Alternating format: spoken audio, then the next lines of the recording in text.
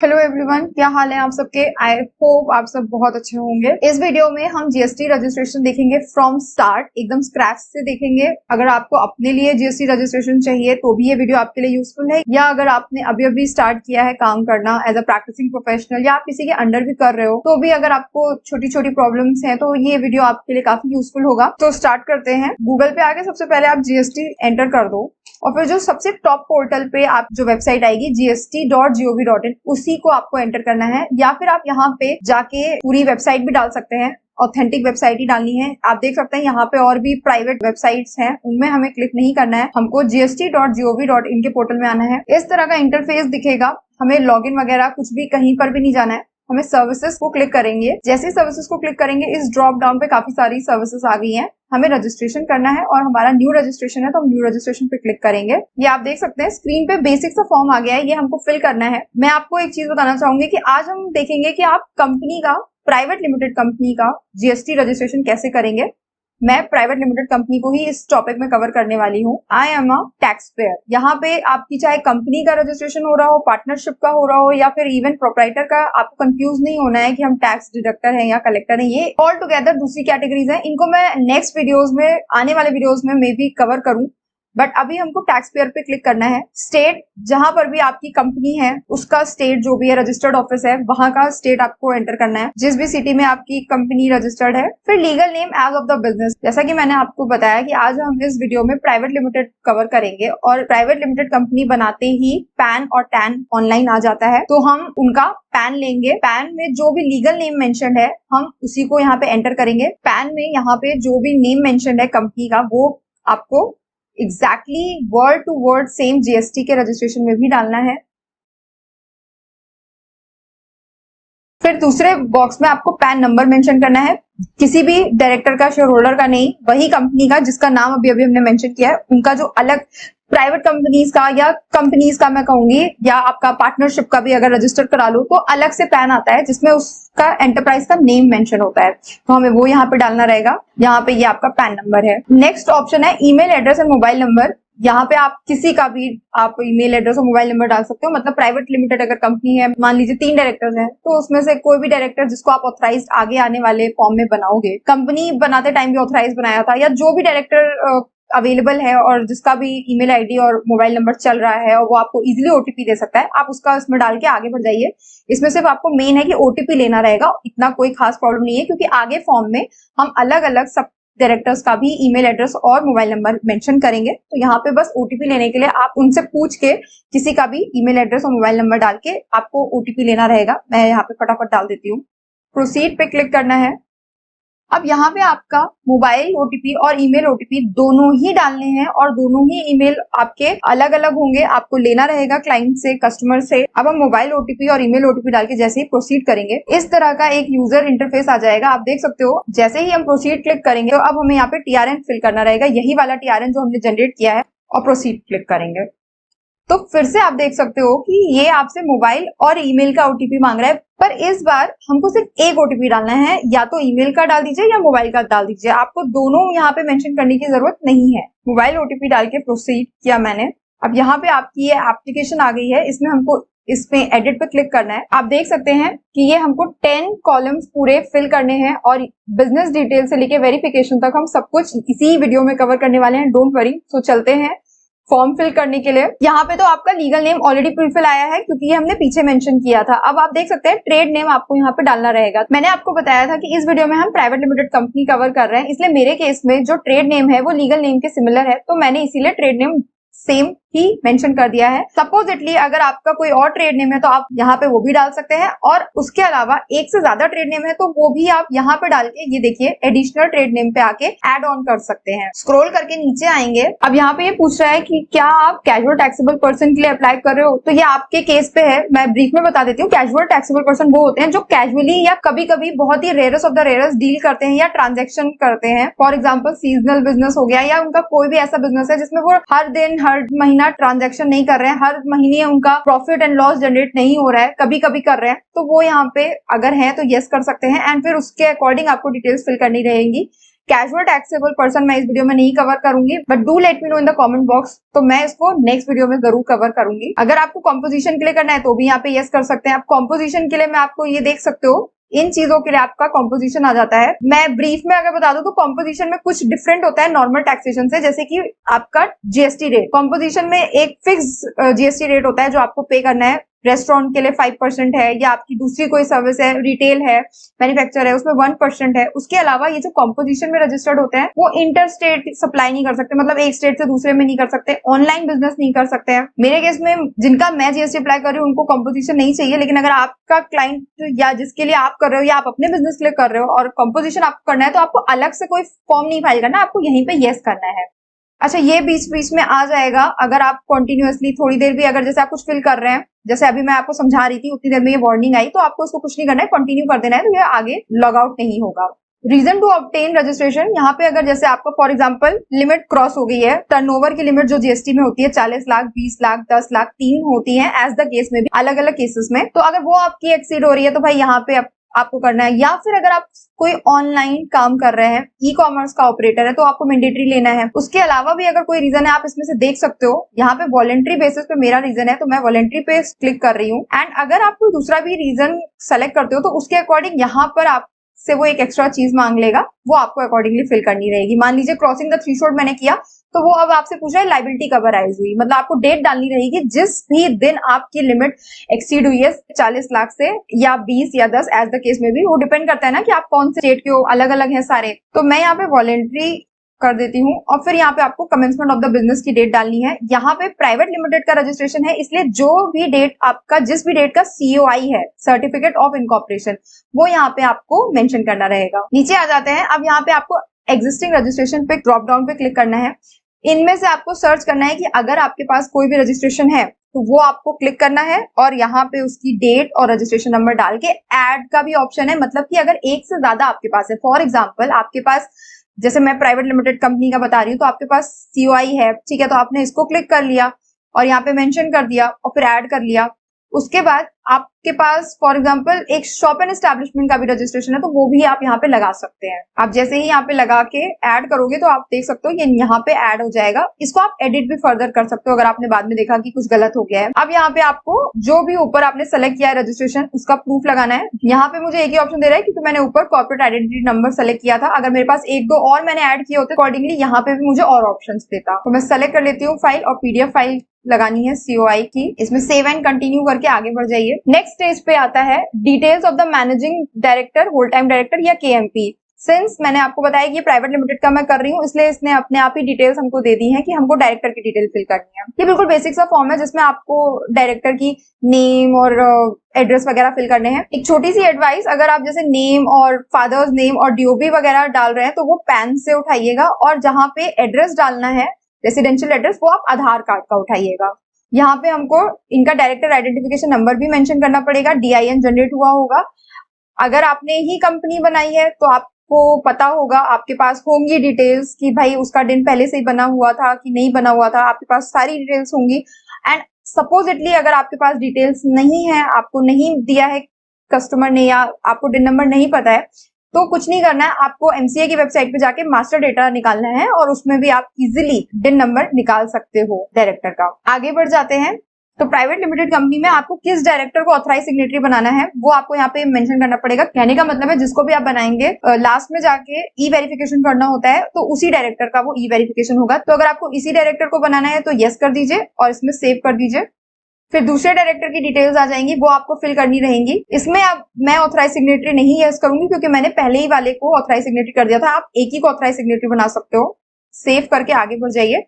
जैसे ही आप सेव पे क्लिक करोगे आप देख सकते हो यहाँ पे इस तरह का आ जाएगा इन्फॉर्मेशन कि भाई अगर आपको एडिट भी करना है या डिलीट करना है या कुछ भी आपको एक्शन लेना है तो आप ले सकते हैं, नहीं लेना है तो कंटिन्यू करके आगे बढ़िए। इस वाले पेज में अब हमको कुछ भी नहीं भरना है। आप देख सकते हो ये ऑथराइज सिग्नेटरी की बात कर रहा है। मैंने पीछे वाले पेज में जिसको भी ऑथराइज सिग्नेटरी बनाया था उसकी सारी डिटेल्स एज इट इज यहाँ पे फिल हो गई है और ये मुझे किसी भी कॉलम में फिल नहीं करने देगा। आपको मैं एक प्रूफ के लिए दिखाती हूँ। अब यहाँ पे आपने जिसको भी ऑथराइज सिग्नेटरी बनाया है प्रीवियस पेज में, उसके प्रूफ में आपको इन दोनों डॉक्यूमेंट में से कुछ लगाना होगा।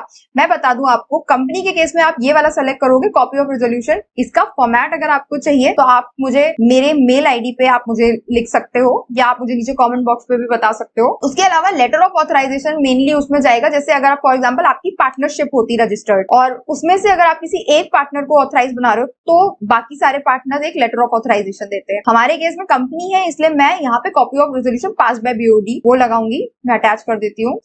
सेव एंड कंटिन्यू पे क्लिक करेंगे। यहाँ पे ऑथराइज रिप्रेजेंटेटिव की बात कर रहा है, ये ऑथराइज सिग्नेटरी से डिफरेंट होता है भाई। ऑथराइज सिग्नेटरी तो वो होगा जो आपके डायरेक्टर्स में से ही कोई एक बना है और जिसका हम आधार ऑथेंटिकेशन आगे जाके यहाँ पे वेरीफाई करवाएंगे। लेकिन ऑथराइज रिप्रेजेंटेटिव वो होता है कि सपोजिटली आपकी कंपनी में 2 डायरेक्टर्स हैं और दोनों ही डायरेक्टर फॉर एग्जांपल इंडिया के बाहर रहते हैं, तो भाई उन्होंने एक बंदे को, किसी को भी अपॉइंट कर लिया कि भाई वो ही पूरा जीएसटी और हमारा बिजनेस का काम देखेगा। अगर जैसे ही आप इसे यस करोगे, आप देख सकते हो यहाँ पे वो उसकी डिटेल्स वगैरह मांग रहा है। यहाँ पे आप देख लो कि वो भाई अदर है या जीएसटी प्रैक्टिशनर है। अगर अदर है, कोई इंडिविजुअल है, कोई भी, तो उसकी डिटेल आपको नाम वगैरह मेंशन करना रहेगा, और अगर नहीं है तो आप इसको नो कर दो, सेव एंड कंटिन्यू कर दो। अब आ जाता है प्रिंसिपल प्लेस ऑफ बिजनेस। यहाँ पे जो भी आपके मास्टर डेटा पे रजिस्टर्ड एड्रेस है कंपनी का, आपको वो मेंशन करना रहेगा और लोकेट करना रहेगा। पूरा एड्रेस आपको लोकेट करना रहेगा। ड्रैग से आप ये मत करना कि आप इसको ऐसे करके ड्रैग कर रहे हो, बिल्कुल नहीं हो पाएगा, पॉसिबल ही नहीं है। मैं सजेस्ट करूंगी आपको कि यहाँ से आप शुरू करो। आप पिन कोड डालोगे तो ये फिर आपको सिंप्लीफाई करके दिखाएगा, फिर उसके बाद आप इसमें सिटी डाल दो और सिंप्लीफाइड हो जाएगा।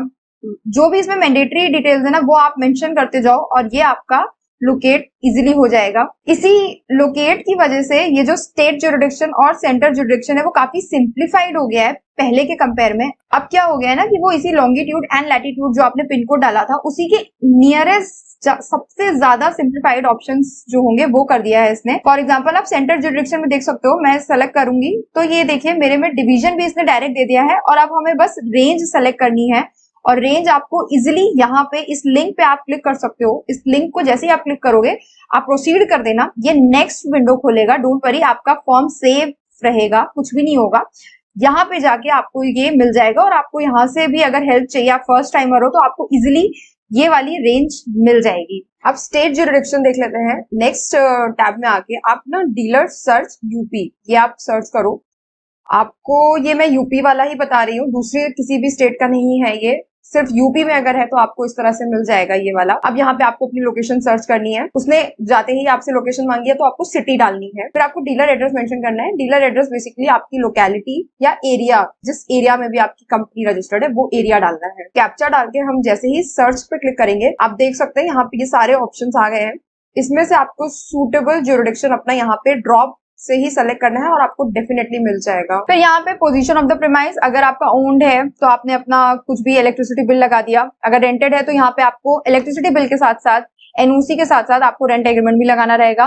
कंसर्न भी हो सकता है, मान लीजिए प्रॉपर्टी आपकी मदर के नाम पे है तो भाई आपका ना तो वो रेंटेड है ना ओन्ड है, तो मदर के नाम पे आप एक एनओसी ले लो, कंसर्न लेटर ले लो, और वो और इलेक्ट्रिसिटी बिल दोनों को मर्ज करके यहाँ पे आपको लगाना रहेगा। कंसर्न लेटर का भी अगर आपको फॉर्मेट चाहिए तो do let me know in the comment box और on my email ID. Proof of principal place of business के लिए आप सेलेक्ट करोगे यहाँ से कंसर्न लेटर और फिर आप अटैच कर लोगे। Nature of the business activity, यहाँ पे आपको अपना नेचर डालना है। आप कंपनी जब इनकॉर्पोरेट करते टाइम अगर आपने की है या आपने नहीं की है, पहले से ही है, तो आप कंपनी का एमओए मांग लो। सबसे बेस्ट तरीका यही है, प्राइवेट लिमिटेड कंपनी का आप एमओए मांग लो। उसमें उनके ऑब्जेक्ट्स कंप्लीट लिखे होंगे कि भाई उनका रिटेल का बिजनेस है कि इंपोर्ट एक्सपोर्ट का बिजनेस है, सप्लायर ऑफ सर्विसेज है या रिसिपेंट है, उनका सारा का सारा काम, बिकॉज ऑब्जेक्ट्स लिखने ही होते हैं कंपनी के केस में, तो वो आप लिख के यहाँ पे आप सेव एंड कंटिन्यू कर दो। एडिशनल प्लेस ऑफ बिजनेस मैंने सेलेक्ट नहीं किया है, बट अगर आपके केस में एक एडिशनल प्लेस ऑफ बिजनेस है और आपका कस्टमर या आप चाह रहे हो कि हाँ भाई आपको शो करना है, तो आप वहां पे शो कर सकते हो। मेरे केस में नहीं है तो मैं यहाँ पे कंटिन्यू करके आगे बढ़ जाऊंगी। अब ये वाली कैटेगरी आती है, please specify top 5 commodities HSN code. ये थोड़ा सा कंफ्यूजिंग होता है फॉर द न्यू कमर्स, ये कैसे फिल करें।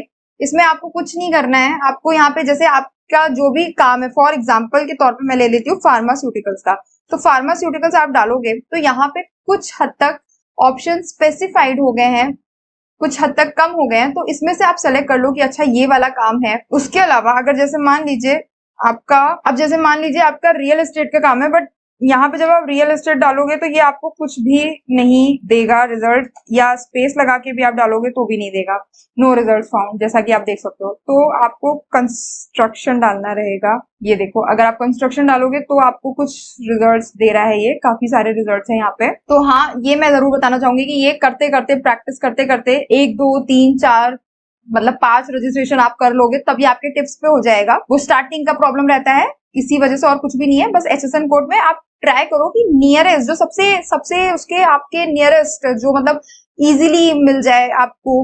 फॉर एग्जांपल इलेक्ट्रॉनिक्स के केस में आप इलेक्ट्रॉनिक डाल सकते हो, तो यहाँ पे आपको काफी सारी चीजें दे देगा। इलेक्ट्रॉनिक में भी अगर आप स्पेसिफाई कर दो, मान लीजिए मोबाइल्स का काम है आपका, तो आप मोबाइल डाल सकते हो। ये देखिए, तो वो आपको अपने अकॉर्डिंग करना रहेगा। यहाँ पे ध्यान से ही सेलेक्ट करिएगा, क्योंकि ये सबसे ज्यादा कॉम्प्लिकेटेड काम भी है और ऊपर से ये इंपॉर्टेंट भी है, क्योंकि इसी से हमारा बिजनेस का सारा गुड्स एंड कमोडिटीज जिसमें हम डील कर रहे हैं वो मेंशन हो रहा है। इस वजह से इसको काफी ध्यान से करिएगा। सेव एंड कंटिन्यू पे क्लिक करना है। आधार ऑथेंटिकेशन के लिए कुछ चीजें मैंडेटरी है, वो आपको मेक श्योर करनी पड़ेंगी कि हैं, जैसे कि आपने मोबाइल नंबर डाला है वो आपका आधार से रजिस्टर्ड है, वरना ओटीपी जाएगा ही नहीं। दूसरा, आपका आधार ऑथेंटिकेशन होते ही एआरएन जनरेट हो जाएगा ऑनलाइन, तो इसलिए आपको मेक श्योर करना पड़ेगा कि भाई जिसके भी फोन पे जा रहा है, या मेल पे और फोन पे दोनों पे जाता है, तो वो इस समय अवेलेबल हो, ताकि वो वेरीफाई करा सके। इसमें यस करके आपको सेव एंड कंटिन्यू पे क्लिक करना है। जैसे ही सेव एंड कंटिन्यू करेंगे एक पॉपअप आएगा, इसमें कुछ नहीं है, आपको ओके कर देना है। यहाँ पे आपको चेक बॉक्स पे क्लिक करना है। यहाँ पे जो प्लेस का ऑप्शन होता है ना, ये आप हमेशा याद रखिएगा, जहां से भी आप डीएससी लगा रहे हो या जहां से भी आप आधार ऑथेंटिकेशन कर रहे हो, ये देखो नीचे ऑप्शन आ रहा है। जैसे कि ये मैं कंपनी का कर रही हूँ, ठीक है, तो ये मैं यहाँ लखनऊ से कर रही हूँ, तो यहाँ पे मैं लखनऊ मेंशन करूंगी। नो मैटर कि ये कंपनी आपकी गोरखपुर की है या कंपनी ये सपोजिटली दिल्ली की भी होती तो भी यहाँ पे मैं, क्योंकि मैं जहां से साइन लगा रही हूँ, डीएससी लगा रही हूँ या केवाईसी करवा रही हूँ, तो यहाँ पे वो प्लेस मेंशन होगी। ये हमेशा आप याद रखिएगा। इसमें जैसे ही हम सिटी मेंशन कर देंगे, ये देखिए ये वाले ऑप्शन ओपन हो गए। अब इसमें से सबमिट विद डीएससी का भी ऑप्शन है और सबमिट विद ईवीसी का भी ऑप्शन है। डीएससी वाला ऑप्शन यहाँ पे मैं नहीं कवर कर रही हूँ, मैं ईवीसी वाला कर रही हूँ। डीएससी वाला हम कवर कर लेंगे नेक्स्ट वीडियो में, या मैं अलग से इसका वीडियो भी बना दूंगी। ईवीसी पे जैसे ही आप एंटर करोगे, इस तरह का एक पॉपअप आएगा। जैसे ही आप सबमिट विद ईवीसी करोगे, इसमें साफ लिखा हुआ है कि एक ओटीपी गया है आपके ईमेल पे या मोबाइल पे। मैं आपको ईमेल का ओटीपी दिखा देती हूँ। इस तरह का ओटीपी होगा जिसमें साफ लिखा हुआ है ईवीसी सिग्नेचर, ये देख लो आप, और इसको हमको वहां पे कॉपी पेस्ट कर देना है। यहाँ पे भी मोबाइल नंबर पे या ईमेल आईडी पे एक ही डालना है, वैलिडेट ओटीपी करना है। अब यहाँ पे लिख के आ रहा है दैट आपका एआरएन सक्सेसफुली जनरेट हो गया है, जो कि कुछ टाइम बाद आएगा, शॉर्टली। तो 15 से 20 मिनट बाद एक और मेल आ जाता है, अभी तुरंत नहीं आएगा, 15 to 20 मिनट्स लेटर ऑन आपके मेल पे आएगा। अब हमारे पास मेल आ चुका है, ये देखिए इस तरह से होगा। Hyper link for authentication of Aadhaar of the applicant, इस तरह का हाइपर लिंक आएगा। इसको आप जब क्लिक करके जाओगे तो यहाँ पर आपको ये देखिए, please click here on this link for e KYC authentication. जैसे ही आप इसको क्लिक करेंगे, ये आपको नेक्स्ट पोर्टल पे लेके जाएगा। यहाँ पे आपको हिंदी वाला या इंग्लिश वाला किसी एक पे चेक करके आधार नंबर पे क्लिक करना है, और जिसको भी आपने ऑथराइज सिग्नेटरी बनाया है उनका आधार नंबर आपको ऐड करना है। वैलिडेट पे जैसे ही क्लिक करेंगे, आपका वैलिडेशन हो गया है, मतलब कि अब आधार रजिस्टर्ड मोबाइल नंबर पे ओटीपी क्या होगा, ये ओटीपी मेल पे नहीं आएगा, ये सिर्फ यूआईडीआई की वेबसाइट से आपके मोबाइल नंबर पे आएगा, वो मोबाइल नंबर जो आधार से लिंक्ड है। तो आपको वो ओटीपी लेना रहेगा और यहाँ पे आपको एंटर करना होगा। ओटीपी एकदम करेक्ट एंटर करिएगा।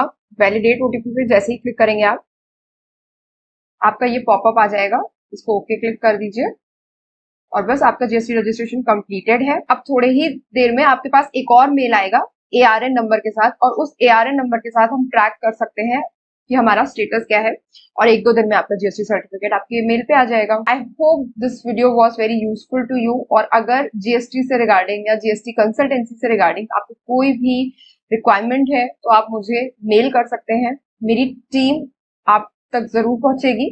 Thank you so much for watching.